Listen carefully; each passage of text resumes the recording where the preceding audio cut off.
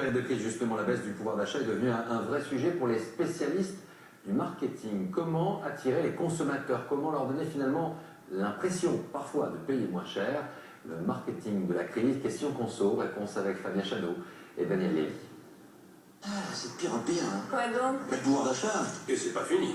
Le pouvoir d'achat, préoccupation des Français, exploitée par la publicité. Ils vont moins cher. En période de crise, comment appâter le client? Depuis 4 ans, les industriels ont mis au point de nouvelles techniques de vente. Dans ce rayon lessive, des centaines de références. Pour attirer l'œil du consommateur, cette grande marque a travaillé l'habillage de ce flacon.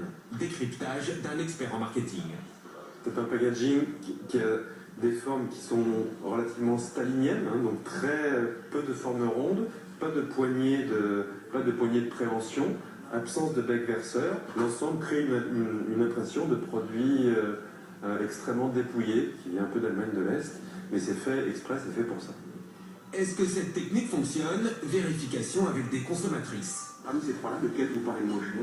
Celui-ci, Pourquoi? histoire de la forme de la bouteille, c'est moins sophistiqué. Il n'a pas de poignée, il est moins joli. Et vous achèteriez lequel? Celui-ci, s'il est moins cher et plus économique. Il est effectivement 30% moins cher. Objectif atteint pour l'industriel. La cliente ne s'est pas tournée vers les produits concurrents des marques distributeurs malgré leur prix comparable.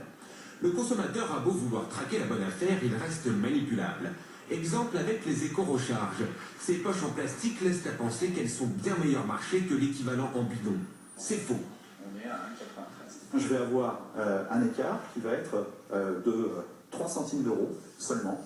Et ça fait 1,5% par rapport au prix du produit. Autre technique pour cultiver son image bon marché, la décoration. Dans ce magasin petit prix, l'architecte a volontairement choisi des matériaux neutres, voire ternes.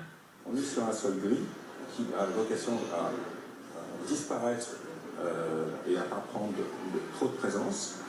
On a fait la même chose sur le plafond en les peignant en noir de manière à ce qu'ils disparaissent sous l'éclairage. Le principe, c'est de se concentrer sur les produits.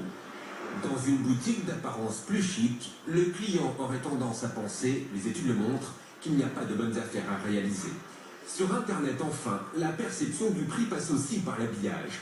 Des couleurs criardes, du jaune, du rouge et un vocabulaire qui dramatise l'achat. Pour un message auprès du consommateur, il y a urgence ici à dépenser son argent. Donner l'apparence de la très bonne affaire, alors que ça n'est pas toujours la réalité. Le sport avec une rencontre.